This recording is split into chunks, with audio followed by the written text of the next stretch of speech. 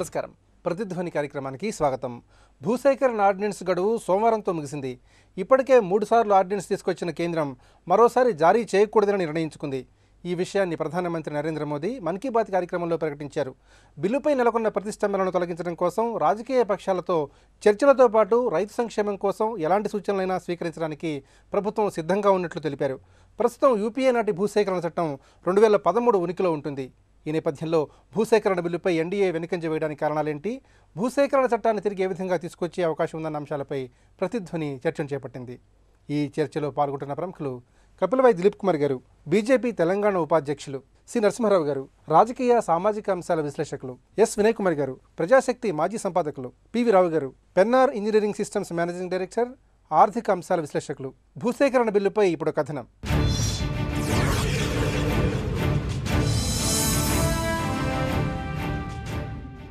సరైన సమయంలో వ్యూహాత్మకంగా భూసేకరణ బిల్లు 2015ను తిరిగి తెరపైకి తెచ్చేందుకు బీజేపీ సారథ్యంలోని ఎన్డీఏ ప్రభుత్వం సమాయత్తమవుతున్నట్లు సమాచారం.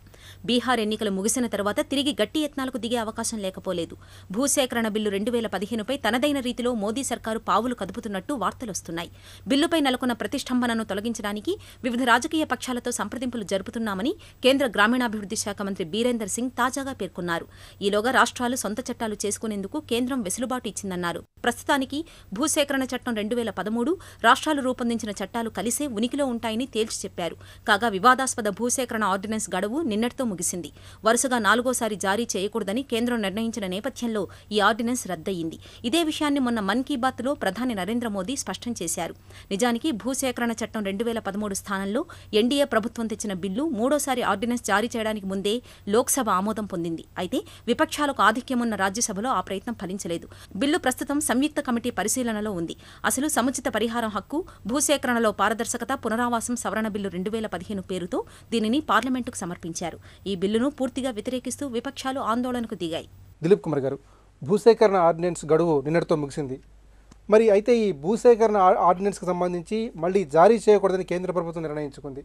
మరి ఎన్డీఏ ప్రభుత్వం తీసుకున్న ఈ నిర్ణయాన్ని ఏ విధంగా విశ్లేషించుకోవాలి? ఇప్పుడు ఇన్ఎవిటబుల్ కదా అది. ఇప్పుడు ఏం జరిగిందంటే అయితే మళ్ళీ ఆర్డినెన్స్ని పొడిగించాలి. ఎందుకంటే గత సమావేశాల లోపలనే ఏదైతే సెలెక్ట్ కమిటీకి బిల్లు రెఫర్ అయిందో రాజ్యసభలో ఆ నివేదిక రావాల్సి ఉండే. వాళ్ళు గడువు అడిగారు. గడువు అడిగిన తర్వాత లోపల ఆ సమావేశాలు ముగిసిపోయినాయి. అది ముందుకు రాలేదు సభ ముందుకు చర్చకు. సో ఇప్పుడు మళ్ళీ ఒకసారి ఆర్డినెన్స్ను ఎక్స్టెండ్ చేయాల్సిన అవసరం ఉంది. కాబట్టి మరొకసారి అవసరం లేదు, యథాస్థితిని కొనసాగిద్దామని అక్కడ ప్రధానమంత్రి క్యాబినెట్ భావించింది. అయితే అంత మాత్రం చేత అసలు దీన్ని టోటల్గా పక్కకు పెట్టాలని ఆలోచన కూడా లేరు. ఎందుకంటే డెఫినెట్గా అది సలహా సంఘం యొక్క సలహాలతో సూచనలతో అది ముందుకు వస్తుంది, మళ్ళీ రాజ్యసభ ముందుకు. అప్పుడు మళ్ళీ చర్చకు వస్తుంది. డెఫినెట్గా అక్కడ ప్రతిపక్షాలు దీంట్లో రకరకాల అబ్జెక్షన్స్ రేజ్ చేసాయి. ఒక రకంగా దాన్ని ఒక అంశంగా వాడుకున్నాయి జాతీయ స్థాయిలో. దాన్ని ఒక ఇష్యూ చేసి రైతులను అనవసరంగా రెచ్చగొట్టాయి. ఇదేదో మీకు నష్టం చేయడానికి బిల్లు తీసుకొస్తున్నారని. దానికి అది వాస్తవం కాదు. వాట్ ఎవర్ ఇట్ ఈస్, లోక్సభలో ఆమోదం పొందినా కూడా రాజ్యసభలో ఆమోదం తప్పనిసరి. దానికి అక్కడికి వచ్చేవరకల్లా తగినంత మెజారిటీ లేదనేది వాస్తవం. సో అది అప్పుడు ప్రభుత్వం అంగీకరించింది ఏది సెలెక్ట్ కమిటీకి నివేదించడానికి. కాబట్టి let us wait and see. భూసేకరణ అన్నది ఉమ్మడి జాబితాలో ఉన్నటువంటి సబ్జెక్ట్. కాబట్టి రాష్ట్ర ప్రభుత్వం కావాలనుకుంటే తమకు అనుకూలమైనటువంటి తమకు అవసరమైనటువంటి చట్టాలను తెచ్చుకోవచ్చు. దానికి మేము ఆమోదం రాష్ట్రపతి ద్వారా ఇస్తామని కూడా చాలా క్లియర్గా చెప్పారు. ఇప్పుడు 2013 కపుల్డ్ విత్ స్టేట్కి సంబంధించిన లెజిస్లేషన్తో ఈ సబ్జెక్ట్ కొంతకాలం కొనసాగించాల్సిందే. అయితే భూసేకరణ బిల్లును మరోసారి పొడిగించకపోవడానికి వెనుక రాజకీయ వ్యూహం ఉందని విశ్లేషిస్తున్నారు. మరి ఈ వాదనని మనం ఏ విధంగా చూడాలి? ప్రభుత్వానికి ఒక అధికారం కూడా ఉంది. జాయింట్ సెషన్ని సమన్ చేసి దాని చట్టాన్ని తీసుకురావచ్చు. ఆ విధమైనటువంటి ఎక్స్ట్రీమ్ స్టెప్ వాళ్ళు పోలేదు. ఈవెన్ లోక్సభ యాక్సెప్ట్ చేసినా కూడా రాజ్యసభలో సెలెక్ట్ కమిటీ పోయింది. సెలెక్ట్ కమిటీలో అందరూ సభ్యులు ఉన్నారు. ఇప్పుడు అక్కడ అన్ని పార్టీలో ఉన్నారు. వాళ్ళందరూ వాళ్ళ అభిప్రాయాలు చెప్తారు. అది ఏ రూపంలో వస్తుందో మనం చూద్దాం. అంత మాత్రం చేత ప్రభుత్వం వెనక్కు పోయినట్టు కాదు, అట్లా అని ఏదో పొలిటికల్గా దీన్ని వాడుకోవడానికి ప్రయత్నించినట్టుగా. నరసింహారావు గారు, ఇప్పటికే భూసేకరణకు సంబంధించి 3 సార్లు ప్రభుత్వం ఆర్డినెన్స్ జారీ చేసింది. మరోసారి ఆర్డినెన్స్ జోలికి వెళ్లకుండా ప్రభుత్వం వెనకడుగు వేసింది. మరి బీజేపీ ఎత్తుగడని మనం ఏ విధంగా పరిశీలించాలి? వెనకడికి వేస్తాం అన్నారు. మొట్టమొదటిసారి జారీ చేశాక రెండోసారి జారీ చేయడమే తప్పు. మొట్టమొదటిసారి జారీ చేశాక వెంటనే చట్టం చేయాలి. చట్టం చేయలేకపోతే ఆపుకోవాలి. ఇది రాష్ట్ర ప్రభుత్వాలు చేసుకోవాలి. భూసేకరణ బిల్లు కేంద్ర ప్రభుత్వం ఎందుకు చేసింది? కేంద్ర ప్రభుత్వం ఎందుకు తొందరపడింది? అంతకుముందు యూపీఏ ఒక అనాలోచితమైన బిల్లు చేసి చాలా ఇబ్బందికరమైన పరిస్థితులు క్రియేట్ చేసింది కనుక ఇది చేసింది. కానీ వాస్తవం చూస్తే గత 50 ఏళ్ళగా మన రాష్ట్రంలో ఎక్కడైనా కానీ హాస్పిటల్స్ కానీ స్కూల్స్ కానీ గవర్నమెంట్ భూమి సేకరించిన సందర్భాలు ఉన్నాయా? ప్రైవేట్ భూముల్లోనే నడుస్తున్నాయి. ప్రైవేట్ భూములు స్కూల్ పెట్టేవాళ్ళు కొనుక్కుంటారు, హాస్పిటల్ పెట్టేవాళ్ళు కొనుక్కుంటారు. ప్రభుత్వం కొత్తగా స్కూల్స్ ఎక్కడ పెట్టిన సందర్భాలు లేవు, హాస్పిటల్స్ పెట్టిన సందర్భాలు లేవు. ఇండస్ట్రీస్లో కొనుక్కుంటారు. వాళ్ళు ప్రభుత్వ జోక్యం ఎందుకు? ప్రభుత్వం అసలు ప్రతి చోట జోక్యం చేసుకోవటం, నేను ల్యాండ్ కొని రైతుల దగ్గర సేకరించి మీకు ఇస్తానని ఇండస్ట్రీస్ కొనుక్కోలేరా? ఎక్కడ కావాలంటే వాళ్ళు ఎక్కడ అనువుగా దొరికితే అక్కడ కొనుక్కుంటారు. ఇప్పుడు పరిస్థితి ఏంటంటే ఒక అద్భుతమైన కనెక్టివిటీ ఏర్పడింది. ఏ మూల పెట్టుకున్నా సరే రోడ్డు కనెక్టివిటీ ఉంది, ఇంటర్నెట్ కనెక్టివిటీ ఉంది, ఫోన్ కనెక్టివిటీ ఉంది. ఏ కనెక్టివిటీ అయినా ఏర్పడ్డాక అదివరకు నగరాలు చుట్టూతోనే ఉండే ఈ ఇండస్ట్రీస్ అన్నీ కూడా వాళ్ళు నగరాల నుంచి దూరంగా వెళ్ళిపోతున్నాయి. ఇండస్ట్రీస్ ఇచ్చే ల్యాండ్ అంటే అక్కడ రైతులు అంతా గగ్గోలు పెడుతున్నారు, మా సారవంతమైన పొలాలు లాక్కుంటారేమో అని. అసలు ఇండస్ట్రీలకు వ్యవసాయ భూములు ఎందుకు? గవర్నమెంట్ దగ్గర బీడు భూములు బోల్డ్ ఉన్నాయి, అటవీ భూములు అంటే చెట్లు లేని అటవీ భూములు బోల్డ్ ఉన్నాయి. అవి అలాట్ చేస్తే చేయండి ఎక్కడ దూరంగా, లేకపోతే ఇండస్ట్రీస్ మీరు అప్పచెప్పేసేయండి. మీ ఇష్టం వచ్చిన చోట మీరు కొనుక్కోండి, మీ ఇష్టం వచ్చిన చోట మీరు ఇండస్ట్రీస్ పెట్టుకోండి. అక్కడ అట్లాంటి చోట బీడు భూముల్లో పెడితే మీకు లైసెన్స్లని కూడా ఫ్రీగా ఇస్తామని చెప్పమానండి. అంతేపా గవర్నమెంట్ జోక్యం చేసుకోవడం ఎందుకు? ప్రతి చోట కూడా గవర్నమెంట్ జోక్యం వలన, ప్రభుత్వ జోక్యం వలన అన్నీ మూలపడుతున్నాయని తెలిసి కూడా ప్రభుత్వం అన్ని చోట్ల ల్యాండ్ మేము సేకరిస్తాం, మళ్ళీ ఇండస్ట్రీస్కి ఇస్తాం, ల్యాండ్ మేము సేకరిస్తాం, హాస్పిటల్స్కి ఇస్తాం. గవర్నమెంట్ దూరంగా ఉండాలి, వీటికి దూరంగా ఉండి కేవలం ఇండస్ట్రీస్ అయితే వాళ్ళు సేకరించుకుంటారు, స్కూల్స్ కట్టుకోవాలంటే వాళ్ళు సేకరించుకుంటారు, అలాగే హాస్పిటల్స్ వాళ్ళు సేకరించుకుంటారు. కానీ ప్రజోపయోగమైన 2-3 విషయాలు మాత్రం ఉన్నాయి. రోడ్డు వేయాలి, ట్రంక్ రోడ్డు, పెద్ద రోడ్డు వేయాలి, అలాగే రైలు వేయాలి, రైలు మార్గం వేయాలి. ఆ రెండుకి మీరు ఖచ్చితంగా సేకరించండి. ఎవరు అడ్డు చెప్పినా, ఎవరు ఏం చేసినా కానీ మీరు సేకరించండి. వాళ్ళ రోడ్ల విస్తరణకి పక్కన ఉన్న బిల్డింగ్లు కొట్టేయట్లేదా? వాళ్ళు గగ్గోలు పెడుతున్నారు, పక్కన బిల్డింగ్లు కొట్టేస్తున్నారు, మిగతా పొలాలని పక్కన నాటినన్నింటినీ కూడా బలవంతాన్ని ఎలాగైనా సేకరిస్తున్నారు కదా. అలా మీరు అట్లా రోడ్డు వేయటానికి ఎక్కడైనా సేకరించండి, రైలు వేయటానికి ఎక్కడైనా సేకరించండి. అప్పుడు ప్రతిపక్షాలు కాదు, ఏ పక్షం కూడా మిమ్మల్ని అడ్డుకోదు. బంజరు పొలాలు కానీ, లేక అటవీ పొలాలు కానీ, బీడు భూములు కానీ బోల్డ్ ఉన్నాయి. అవి మీరు సేకరించుకొని మీరు ఇండస్ట్రీస్ పెట్టుకోండి కావలిస్తే. అందువల్ల ప్రభుత్వం అనాలోచితమైన చర్య, అనవసరంగా రైతులు వ్యతిరేకమైన మాట తెచ్చుకుని అప్రదస్థ పాలైంది ఈ విషయంలో మాత్రం. వినోద్ కుమార్ గారు, ఎన్డీఏ ప్రభుత్వం భూసేకరణ బిల్లును అత్యంత ప్రతిష్టాత్మకంగా భావిస్తోంది. అయితే ప్రతిపక్షాలు మాత్రం ఈ బిల్లును మూకుమ్మడిగా వ్యతిరేకిస్తున్నాయి. మరి ప్రతిపక్షాల వైఖరిని ఏ విధంగా పరిశీలించాలి? ఇందాక నరసింహారావు గారు చెప్పినట్లు రైతుకు చాలా నష్టం చేస్తుంది కనుక ప్రతిపక్షాలు కేవలం ప్రతిపక్షాలు అపోజ్ చేస్తే నరేంద్ర మోడీ గారు వెనక్కి వెళ్ళేటువంటి ఇది ఉండదు. రైతుల్లో నుంచి కూడా వ్యతిరేకత వస్తుంది, విదిన్ పార్టీలో నుంచి కూడా వ్యతిరేకత వస్తుంది. మేమేం సమాధానాలు చెప్పుకోవాలి? రేపొద్దున బీహార్ ఎలక్షన్స్ ఉన్నాయి, ఇవన్నీ ఉన్నాయి, ఏం సమాధానాలు చెప్పుకోవాలి అనేటువంటి ఇవన్నీ వస్తున్నాయి కనుక ఒక స్టెప్ వెనకడుగు వేసినట్టుగా కనపడుతుంది. నిజానికి ఇది వెనకడుగు ఏం కాదు, ఎందుకంటే రాష్ట్ర ప్రభుత్వాలు అవసరమైనటువంటి మార్పులు చేర్పులు ఆ సవరణకు ఆ చట్టాన్ని చేసుకునే అవకాశం రాష్ట్ర ప్రభుత్వాలకు ఉంది. తద్వారా బీజేపీ కానీ దాని మిత్రపక్షాలు కానీ ఒక 8 రాష్ట్రాల్లో అధికారంలో అక్కడ వెంటనే చేసుకోవచ్చు. వాళ్ళు చేసుకున్న తర్వాత తమిళనాడు చేయొచ్చు, లేకపోతే బెంగాల్ చేయొచ్చు, ఇటువంటి రాష్ట్రాలు కూడా చేసుకోవచ్చు. అందుకని ఇది ఒక వ్యూహం ప్రకారం చేసినటువంటి అంశం. ఎందుకంటే ఈ వ్యతిరేకత అనేటువంటిది వస్తుంది కనుక దాని నుంచి తప్పించుకోవడానికి ఒక మార్గం. రెండవది, ఇది కన్కరెంట్ లిస్ట్లో ఉన్నటువంటిది రాష్ట్ర ప్రభుత్వంకి వదిలేయడం వల్ల బాగుంటుంది, నేనెందుకు అనేటువంటి ఒక అభిప్రాయం కూడా ఉండవచ్చు. ఇక్కడ గతంలో చట్ట ప్రకారము కొన్ని రక్షణలు రైతుకు కొన్ని రక్షణలు ఉంటే ఆ రక్షణలన్నీ కూడా ఇందులో తొలగించటము అవుతున్నది. ప్రజా ఉపయోగమైనటువంటి అవసరాలకు అనేటువంటి పేరు మీద ఈ ప్రైవేట్ పబ్లిక్ పార్టిసిపేషన్కు సంబంధించినటువంటివి, లేకపోతే ప్రైవేట్ స్కూల్స్, ప్రైవేట్ కాలేజెస్, ఇండస్ట్రీస్కు అవసరం లేనంత మొత్తంలో భూములు సేకరించి ఇవ్వడానికి పనికొచ్చేటువంటి విధంగా ఉన్నది. అది ప్రధానమైనటువంటి దీని మీదనే రైతులు భయపడుతున్నారు. ఎందుకంటే గతంలో మనం చూసాము, చాలా అనుభవాలు చూసాము. ఇప్పటికీ శ్రీశైలం మునిగిపోయినటువంటి ప్రాంతాల్లో ఉద్యోగాలు లేనటువంటి వాళ్ళు ఉన్నారు. ఇప్పుడు దీంట్లో చట్టంలో చెప్పారు, భూమి తీసుకున్న తర్వాత ఇంటికి ఒక ఉద్యోగం ఇవ్వాలి అని చెప్పేసి. కానీ ఇప్పటికి మనం ఎంతకాలం అయిపోయింది? 40 ఏళ్ళు అయిపోతున్నది, ఇప్పటికీ లేదు. ఇటువంటి కేసులన్నీ కూడా మనం చాలా చోట్ల చూస్తాం. అందుకని రైతులకి ఒక విధమైనటువంటి భయం ఉంది. నిర్బంధంగా ఇదివరకు కనీసం ఓ 70% లేకపోతే 80% రైతులు అంగీకరిస్తేనే దాన్ని స్వాధీనం చేసుకోవాలి అనేటువంటిది గత చట్టంలో ఉన్నది. ఇప్పుడు దాన్ని కూడా తొలగించేసి రైతు యొక్క అభిప్రాయాన్ని లేకుండా ప్రభుత్వము తీసేసుకుంటుంది, ఎవరి కోసం? ప్రైవేట్ వాళ్ళ కోసం తీసేసుకుంటుంది. ఇది ఎట్లా న్యాయం అవుతుంది? ఈ ప్రశ్నకు భయపడే ఇప్పుడు విత్డ్రా అయినట్టుగా కనపడుతుంది. కానీ ఇది విత్డ్రా ఏం కాదు, ఇది కేవలం రాజ్యసభలో బలం లేనందువల్ల చేస్తున్నారు.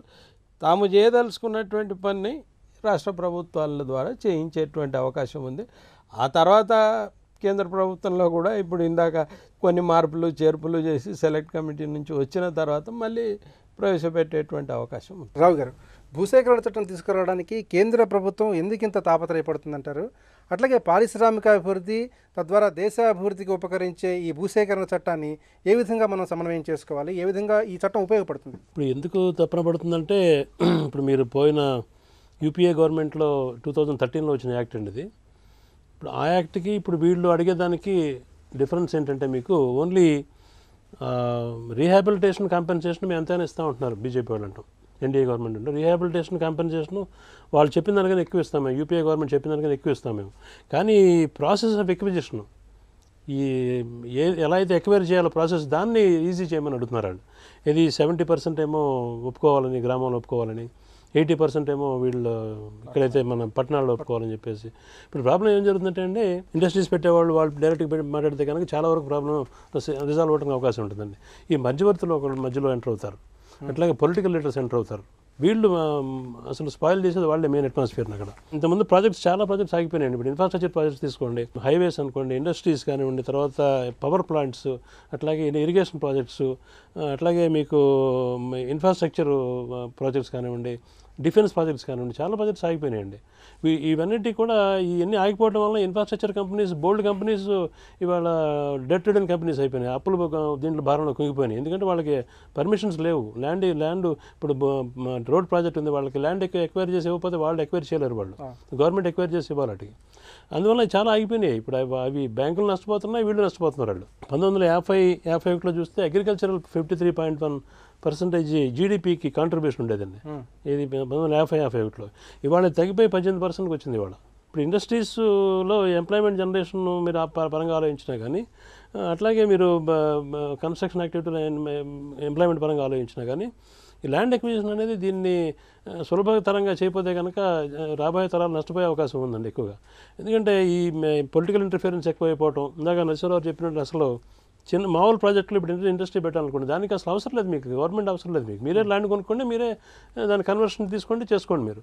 కాకపోతే హైవేస్ అవ్వండి, రైల్వేస్, తర్వాత ఎయిర్పోర్ట్స్, అట్లా స్టీల్ ప్లాంట్స్, పవర్ ప్లాంట్స్ అటువంటి పెట్టాలంటే మాత్రం ఎక్విజిషన్ తప్పదు. మీకు Bombay to Delhi growth corridor ఉంది, దాంట్లో మీరు 70% మంది ఒప్పుకోవాలని ఎట్లా కుదురుతుంది చెప్పండి ప్రాజెక్టు? ఆ ప్రాజెక్ట్ నడవదు అది. ఎందుకంటే దాంట్లో ఒక స్టేట్లో ఒక గవర్నమెంట్ ఉంటుంది, ఇంకో స్టేట్లో ఇంకో గవర్నమెంట్ ఉంటుంది, అది వీళ్ళే రెచ్చగొట్టి వాళ్ళని చేసే అవకాశం కూడా ఉంటుంది. ఇప్పుడు కాంపెన్సేషన్ కనుక వాళ్ళకి ఎక్కువ ఇచ్చి 4 రెట్లు కాంపెన్సేషన్ ఇస్తానంటున్నారు. కాంపెన్సేషన్ ఎక్కువ ఇవ్వండి పోనీ, ఇంకా ఎక్కువ పెంచండి పోనీ. అంతేగాని ఆ ప్రాసెస్ని దాన్ని హాల్ట్ చేస్తే కనుక అల్టిమేట్గా కంట్రీకి జీడిపికి ఎఫెక్ట్ అయ్యే అవకాశం ఉంది. దిలీప్ కుమార్ గారు, రైతుల సంక్షేమం కోసం ఎలాంటి సూచనలైనా స్వీకరించడానికి తాము సిద్ధంగా ఉన్నామని ప్రధానమంత్రి మోదీ చెప్తున్నారు. జై జవాన్ జై కిసాన్ అనేది కేవలం ఒక నినాదం కాదు, ఒక మంత్రంగా ఆయన అభివర్ణించారు. మరి ఈ పరిస్థితుల్లో కేంద్ర ప్రభుత్వం భూసేకరణ చట్టాన్ని ఏ విధమైన మెరుగైన అంశాలతో మళ్ళీ తీసుకురాబోతోంది? భూసేకరణ చట్టం కేంద్ర ప్రభుత్వం ఎందుకు చేయాలి అనే దానికి నేను చెప్తున్నా. ఎందుకు చేయాలంటే, ఫర్ ఎగ్జాంపుల్ డిఫెన్స్ సంబంధించిన ప్రాజెక్ట్స్ ఉంటాయి, లేదా ఇన్ఫ్రాస్ట్రక్చర్, రూరల్ ఇన్ఫ్రాస్ట్రక్చర్, లేదా అఫోర్డబుల్ హౌసింగ్ ఉంటుంది, ఇండస్ట్రియల్ కారిడార్స్ ఉంటాయి. ఇవన్నీ స్టేట్ గవర్నమెంట్ టెరిటరీ దాటి ఎక్స్టెండ్ అవుతాయి. సో ఇట్లాంటి ప్రాజెక్ట్స్కి గవర్నమెంట్ ఆఫ్ ఇండియాకు పాలసీ ఉండాలి, వాళ్ళు కూడా ల్యాండ్ ఎక్వైర్ చేయాల్సి వస్తుంది. అటామిక్ పవర్ ప్లాంట్ ఉంటుంది, the state cannot acquire and give. It is state central sector projects వేరు, స్టేట్ సెక్టార్ ప్రాజెక్ట్స్ వేరు. కాబట్టి ఇది కాంకరెంట్ లిస్ట్లో ఉంది. సపోజ్ లా అండ్ ఆర్డర్ ఉందనుకోండి, సెంటర్ విల్ నాట్ లెజిస్లేట్, ఇది ప్యూర్లీ స్టేట్ సబ్జెక్ట్ అది. సో అదేవిధంగా డిఫెన్స్ ఉందనుకోండి, అది సెంట్రల్ సబ్జెక్ట్ అది. సో అట్లాంటి ప్రాజెక్ట్స్కి ఈ రైల్వేస్ కావచ్చు, లేదా నేను చెప్పిన మల్టీ సెక్టార్ ప్రాజెక్ట్స్ కావచ్చు, ఏదైతే దేశవ్యాప్తంగా ఎక్స్టెండ్ అవుతాయో ఒక కారు నుంచి ఒక కారుకి, ఇట్లాంటి ప్రాజెక్ట్స్ కోసం ఇంతకుముందు వారు అన్నట్టుగా దాదాపుగా 200 ఇన్ఫ్రాస్ట్రక్చర్ ప్రాజెక్ట్స్ ఊరికి ఆగిపోయినాయి. Because this has become a problem. So అక్కడ రైతుల దగ్గర నుంచి ఏదో లాక్కోవడానికని కాదు అది. అక్కడ మీకు బేసిక్ దాంట్లో ఉన్నట్టు బిల్లు ఉన్నది ఏంటది, 5 కేటగిరీ ప్రాజెక్ట్ని ఎగ్జంప్షన్ అడిగారు. ఆ 5 కేటగిరీస్ ఏంటి? నేను చెప్పిన defence, rural infrastructure, are industrial corridors ఇట్లాంటివి. సో మనం అర్థం చేసుకోవాలి అక్కడ. సో ఇక్కడ ఒక 70% కాన్సెంట్ రైతులు ఇచ్చి ఒక 30% ఇవ్వలేదనుకోండి, so they say that this is to be adapted. ఇదివరకున్న కాంపెన్సేషన్ కంటే వారు అన్నట్టు 4 రెట్లు ఇవ్వటం, ఒకవేళ అది 3 పంటలుగా పండేటువంటి పంటలు అయితే మీరు తీసుకోకూడదు, మినిమం ల్యాండ్ మాత్రమే మీరు తీసుకోవాలి, ఇట్లాంటివి ప్రతిపాదించారు. సో సో మొత్తం ఇదంతా రైతుల భూములు లాక్కొని దేశవ్యాప్తంగా ఏదో బడా పారిశ్రామికవేత్తలకు అప్పచెప్పడానికి ప్రభుత్వం పూనుకుంది అనేటువంటి ఒక vicious campaign all over country launch చేశారు. In fact it's not true. మరి ఇంతకుముందు రావు గారు అన్నట్టుగా 200 ప్రాజెక్ట్స్ బ్యాక్అవుట్ అయిపోయినాయండి, శుభ్రంగా అప్పుల పాల్పడ్డాయి ఇన్ఫ్రాస్ట్రక్చర్ ప్రాజెక్ట్స్ అని కూడా. ఈరోజు వాళ్ళు రెడీగా లేరు, మీరు ఇస్తానా వాళ్ళు తీసుకోవడానికి సిద్ధంగా లేరు unless you create a congenial atmosphere. ఆ అట్మాస్ఫియర్ ఏంటి? దేశాన్ని ఒక పక్క మనం మేక్ ఇన్ ఇండియా చేద్దాం అనుకుంటాం, ఇంకేదో రకరకాల కాన్సెప్ట్ పెట్టుకుంటాం, త్వరితగతిన యూత్ని ఎంప్లాయ్మెంట్ క్రియేట్ చేద్దాం అనుకుంటున్నాం. ఇవన్నీ ఎట్లా పాసిబుల్ అవుతాయి unless you attract industries. So వాటి కొన్ని ఇవన్నీ ప్రతిబంధకాలుగా నిలబడ్డాయి. 2013లో కూడా వాళ్ళు ఎందుకు తెచ్చారు ఈ సవరణ? అంతకుముందునది మీకు స్టేట్ సెంటర్కు సరిపోయింది కదా, ఏదో 1851 యాక్ట్ అనుకుంటుంది. సో ఊరుకోవచ్చు కానీ దాన్ని ఎందుకు ఊరుకోలేదు? ఎందుకంటే అది ప్రతిబంధకంగా మారింది కాబట్టి 2013లో ఒక భూసేకరణ చట్టాన్ని మీరు తీసుకొచ్చారు. అది అడిక్వేట్గా లేదు అన్నది ఇక్కడ బీజేపీ భావిస్తుంది. దానికి మరికొన్ని మార్పులతో ఈరోజు ప్రజల ముందుకు వచ్చింది తప్ప ఇది రైతు వ్యతిరేకం కాదు, లేదా ఏదో కొన్ని స్టేట్ గవర్నమెంట్స్కి వ్యతిరేకం కాదు. And at the same time states have got their own legislation. వాళ్ళు కూడా దీన్ని పూర్తిగా అంగీకరించవచ్చు, లేదా వాళ్ళకి సంబంధించినటువంటి కొన్ని రూల్స్ను వాళ్ళు మళ్ళీ ఇందులో ఇన్కార్పొరేట్ చేసుకోవచ్చు, subject to ratification of the parliament and president again. Narasimha Rao గారు, భూసేకరణ అనేది ఉమ్మడి జాబితాలో ఉన్నందున ఆ అంశాన్ని రాష్ట్రాలకే పూర్తిగా వదిలేయాలని నీతి ఆయోగ్ సిఫారసు చేసింది. మరి నీతి ఆయోగ్ చేసిన ఈ సిఫారసుని మోదీ ప్రభుత్వం అర్థం చేసుకొని ఏ విధంగా ముందుకెళ్ళాలి? ఖచ్చితంగా నేను ఇందాక చెప్పినట్టే పూర్తిగా రాష్ట్రాలకు వదిలేయాలి. రాష్ట్రాలు కూడా స్థానిక సంస్థలకు వదిలేయాలి. రాష్ట్ర ప్రభుత్వం కాదు. అక్కడ ఇప్పుడు పూర్వం గ్రామాల్లో పేదలకు చాలా ఇళ్ళు కట్టారు. ఎవరు కట్టారు? ఎవరు ల్యాండ్ ఇచ్చారు? దానికి ఆ గ్రామంలో ఉన్న వాళ్ళు వాళ్ళే సేకరించుకున్నారు, వాళ్ళే కాంపెన్సేషన్ ఇచ్చారు, వాళ్ళే కట్టుకున్నారు ఇల్లు. స్థానిక ప్రభుత్వాలు వదిలిస్తే వాళ్ళు బార్గెన్ చేస్తాం కానీ వాళ్ళు మాట్లాడుకోవడం కానీ వాళ్ళకి వెసులుబాటు బాగుంటుంది. డిఫెన్స్ ప్రాజెక్ట్స్ మీకు ల్యాండ్ లేకపోతే ప్రశ్న ఎక్కడుంది? సెంట్రల్ గవర్నమెంట్ ల్యాండ్ లేదా? అటవీ భూముల్లో డీనోటిఫై చేయలేరా? కొన్ని వేల ఎకరాలు, లక్షల ఎకరాలు ఉంది. లక్షల ఎకరాలు ఉంటే మీరు డీనోటిఫై చేయలేరా? అట్లా సముద్రం పక్కన బోల్డ్ ల్యాండ్ ఉంది, దాన్ని ఎలక్ట్రిసిటీ ప్రాజెక్టులు కట్టలేరా? ఇప్పుడు అయ్యి 200 ప్రాజెక్ట్స్ ఇన్ఫ్రాస్ట్రక్చర్ ప్రాజెక్ట్స్ సాగిపోయినాయి అంటే అసలు రైతు భూమి ఎందుకు? వ్యవసాయ భూమి ఎందుకు? ఇండస్ట్రీస్కి వ్యవసాయ భూమి కావాలా? ఎలక్ట్రిసిటీ ప్రాజెక్ట్స్కి వ్యవసాయ భూమి కావాలా? డిఫెన్స్ ప్రాజెక్ట్స్కి వ్యవసాయ భూమి కావాలా? నీతి ఆయోగ్ చెప్పినట్టు రాష్ట్ర స్థానిక సంస్థలకు అప్పచెప్పాలి. అప్పచెప్పి అక్కడ ల్యాండ్కి కొరతే లేదు దేశంలో. మన భారతదేశంలో ల్యాండ్ కొరత లేదు. ఏ ల్యాండ్ కావాలంటే ఆ ల్యాండ్ ఉంది. ఫారెస్ట్ ల్యాండ్ అని చెబుతున్నారు మన రాష్ట్రంలో. ఫారెస్ట్ ల్యాండ్లో ఎక్కడ చెట్లు లేని ఫారెస్ట్ ల్యాండ్ ఉంది, దాన్ని డీనోటిఫై చేయండి. ఎవరికి కావాలంటే వాళ్ళకి ఇవ్వండి. ఇవ్వకుండా ల్యాండ్ కోసం ఇంతగా అల్లరి చేయటం, ఇంత గల్లంత చేయటం, ఇది అసలు ఎందుకో అసలు తెలియకోకుండా ఎవరికి మీ ఉద్దేశం ఎవరికి ఏ ఇండస్ట్రీకి కావాలి చెప్పండి. ఆ ఇండస్ట్రీకి ల్యాండ్ ఒక 10 నిమిషాలు వస్తుంది ఎక్కడైనా సరే. రాష్ట్ర ప్రభుత్వంతో చెప్పండి ఇండస్ట్రీ పెడదాం అనుకుంటున్నాం, డిఫెన్స్ ఇండస్ట్రీ, ఇక్కడ మాకు ఇంత ల్యాండ్ కావాలంటే వాళ్ళు వెంటనే ఎలకేట్ చేస్తారు. కర్నూలులో మొన్న ఎలకేట్ చేశారు 2000 ఎకరాలు. వీళ్ళు అడిగిన మరుక్షణం ఎలకేట్ చేశారు రాష్ట్ర ప్రభుత్వం. ఎట్టాగే మేము ఫలానా ఇండస్ట్రీ పెడదామంటే రాష్ట్ర ప్రభుత్వం ఎలకేట్ చేస్తుంది. రాష్ట్ర ప్రభుత్వం చెబితే జిల్లా ప్రభుత్వం ఇమీడియట్గా ఎలకేట్ చేస్తుంది. అది సమస్యే కాదు. సమస్యలు లేని చోట సమస్యలు క్రియేట్ చేయటం. అసలు అక్కడ ఢిల్లీలో కూర్చున్న వాళ్ళకి, అధికారులకు కానీ, అక్కడ ఉన్న రాజకీయవేత్తలకు కానీ గ్రౌండ్ రియాలిటీ తెలియపోతాం ఇందుకు కారణం అని నేను అనుకుంటున్నా.